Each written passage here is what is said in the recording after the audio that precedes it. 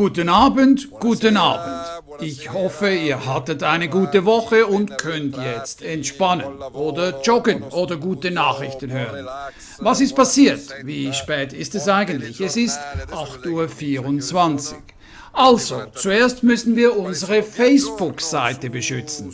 Denn es gibt da eine Frau, Carola, die darum gebeten hat, mein Facebook-Konto zu schließen. Ey, Freunde, seid vorsichtig. Wir kennen uns seit Jahren und ich habe immer auf euren Rat gehört.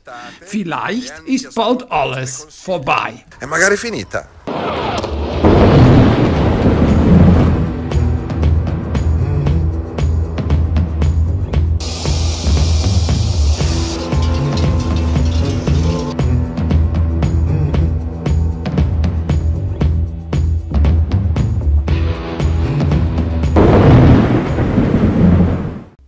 Hallo und grüezi.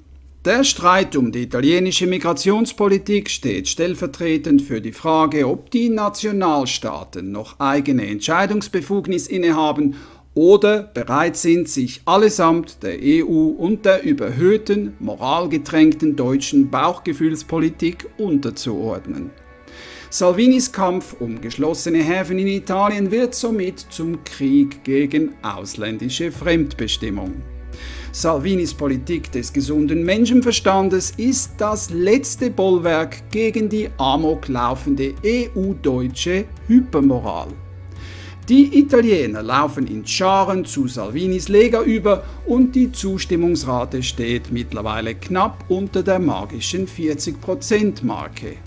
Eine rechte Lega-Alleinregierung ist greifbar nahe.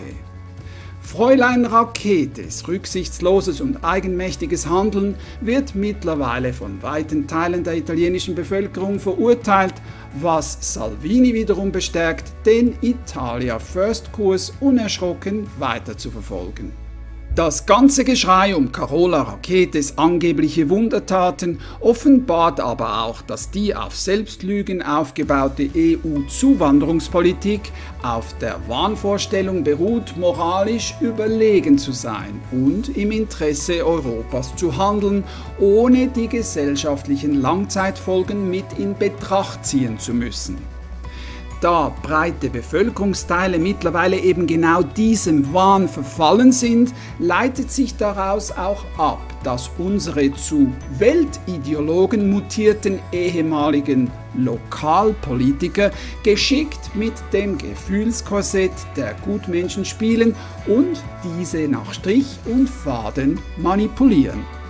Wir können tagelang über das Thema Migration debattieren. Wenn wir jedoch den Mut aufbringen, uns die von der UNO projizierte Bevölkerungsentwicklung in Afrika bis 2100 in einer einfachen Grafik anzuschauen, bleibt uns als Antwort wirklich nur noch ein leeres Schlucken. Einen Mittelweg gibt es nicht. Entweder muss die Migration vom afrikanischen Kontinent komplett unterbunden werden oder wir lassen alle, wirklich alle rein. Einen Mittelweg kann es schlicht nicht geben, da es bereits jetzt hunderte Millionen von gendersprachlich richtig ausgedrückt Afrikanern in Betracht ziehen, sich in nicht allzu ferner Zukunft auf den gefährlichen Weg ins glücksverheißende Europa zu machen. Hilfe in Form von direkter Entwicklungshilfe in Afrika? Ja. Zeitlich begrenzte humanitäre Notaufnahme in Europa? Ja. Ansonsten aber haben die jungen, starken Männer nichts in unseren ächzenden Sozialsystemen zu suchen, sondern werden dringendst in ihren Herkunftsländern benötigt, um dort die Lebensbedingungen zu verbessern. Then the aim is eventually they should return their own land, to rebuild their own country. That's my view, right from the beginning. So give shelter. For example, we Tibetan take shelter in India, but most of Tibetan is eventually, when situation change, everybody is want to return. Zurück zu Salvini und der Frage der Legalität seines Handelns. Niemals denken Akteure wie Merkel, die NGOs oder Carola Rackete daran, dass ihr Handeln eben auch bei denen Hoffnung auf eine glückliche Einwanderung schürt, die bislang aufgrund der Anfahrtsrisiken davon absahen. Ferner wird behauptet, dass als sicheres Land nur Italien in Frage käme. Das ist schlicht eine Lüge, da Tunesien bereits anfangs 2019 vom Deutschen Bundestag als sicheres Herkunftsland eingestuft wurde.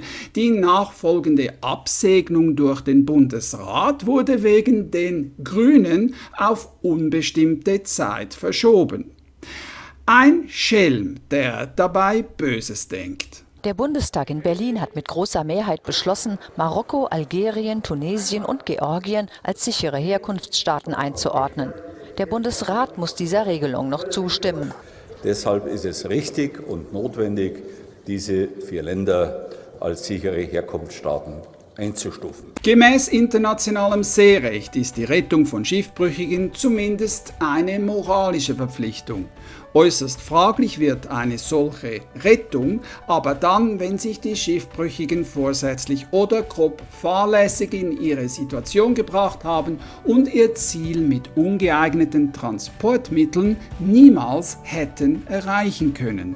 Nach Seerecht darf ein Schiff in Notlage jeden Hafen anlaufen, hat aber keinesfalls das Recht, aufgenommene Schiffbrüchige einfach abzuladen. Dazu bedarf es der Genehmigung der jeweiligen Hafenbehörde. Fräulein Rackete hat mit der Sea-Watch 3 eindeutig gegen Seerecht verstoßen. Sie ist 17 Tage auf dem Mittelmeer herumgekreuzt, um eine Situation herzustellen, mit der sie dann trotz Anlegeverbots in Lampedusa die Landung eigenmächtig erzwungen hatte. Als danach Sea Ice Alan Kurdi von Palma aus in die libysche Rettungszone aufbrach und bereits am ersten Morgen um 6 Uhr früh zufällig ein mit 65 Migranten völlig überladenes Gummiboot entdeckte, berichtete die Frankfurter Allgemeine Zeitung in einer Kaskade von Artikeln, wie es schien, direkt von Bord der Alan Kurdi.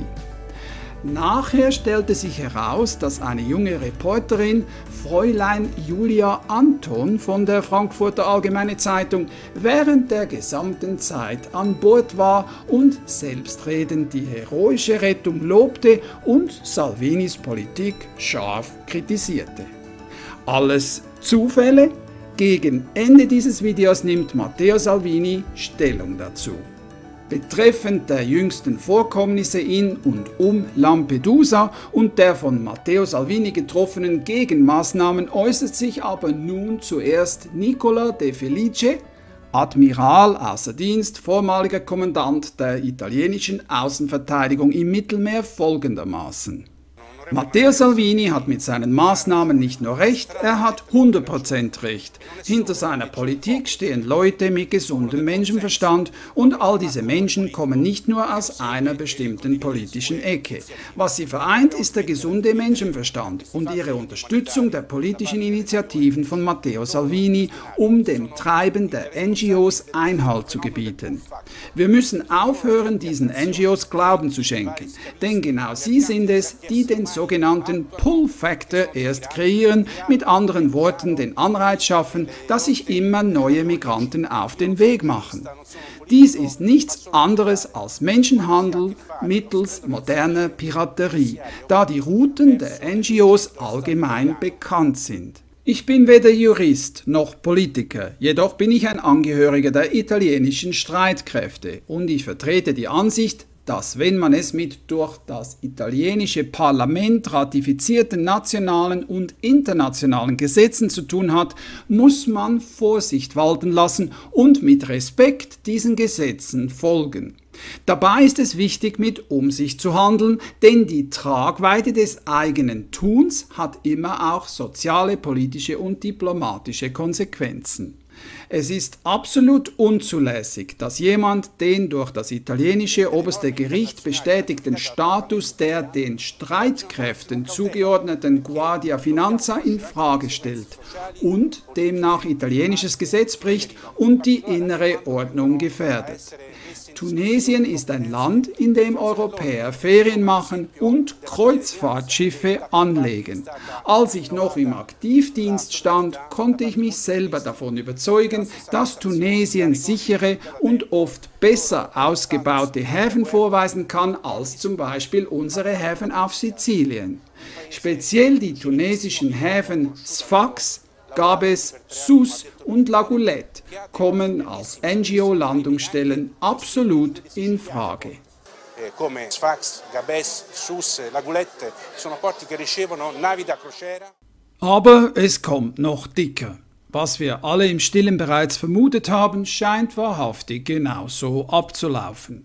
In der Talkshow von Rete Quattro erklärte Matteo Salvini, dass es eindeutige Erkenntnisse der Justiz durch abgehörte Telefongespräche gäbe, dass sich nämlich libysche Schlepper mit den Seenotrettern absprechen.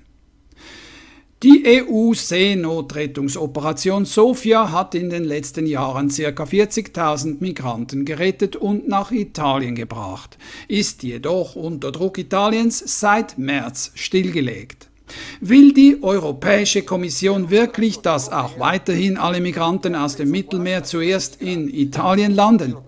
Ich sage nein, denn auf meiner Stirn steht schließlich nicht Dummheit geschrieben.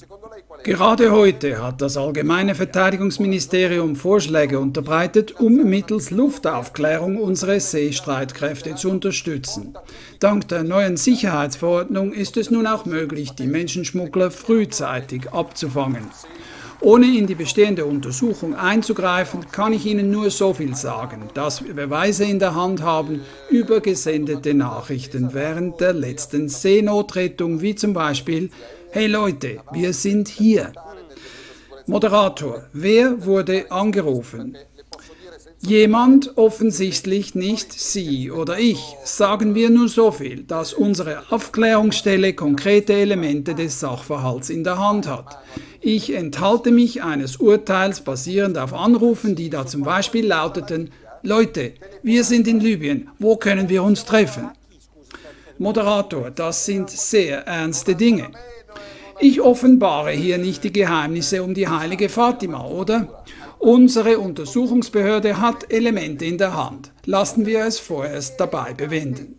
Ist es nach Ihrer Einschätzung normal, dass die spanische NGO mit der Open Arms, die holländische NGO mit der Sea-Watch, die deutsche NGO mit der CI und die italienische NGO mit der Alex, geführt von einem linken italienischen Parlamentarier, der eigentlich im Parlament seiner Arbeit nachgehen sollte, immer genau dort anzutreffen sind, wo auch die Migranten in See stechen? Denken Sie wirklich, dass dies ein Zufall ist oder eher organisiert? Moderator, für diese Aussage können die NGOs Sie wieder einklagen. Wen kümmert's? Sie haben mich bereits etliche Male verklagt. Es gibt ein Land, in dem eine italienische Richterin einen weiblichen deutschen Kapitän aus der Haft entlässt, obwohl diese unser Gesetz zigfach gebrochen hat, und ich soll schlussendlich dafür bestraft werden. Hatte ich Angst, als ich Liegenschaften der Mafia abreißen ließ? Die Mafia hat mir gedroht. Glauben Sie wirklich, ich hätte Angst vor zwei Kapitänen, die Zeit haben, im Mittelmeer rumzugondeln? 0, 0, 0. Moderator, werden Sie Ihre parlamentarische Immunität aufgeben, wenn es zu Prozessen kommen sollte? Ich kann es kaum erwarten, diesen Leuten vor Gericht zu begegnen. Ja, ich habe viele Fehler, aber jeden Tag arbeite ich hart für das Wohl und die Sicherheit der Italiener und Italiens. Poi con tanti difetti, però lavoro quotidianamente per provare a fare qualcosa per difendere gli italiani. Domani mattina...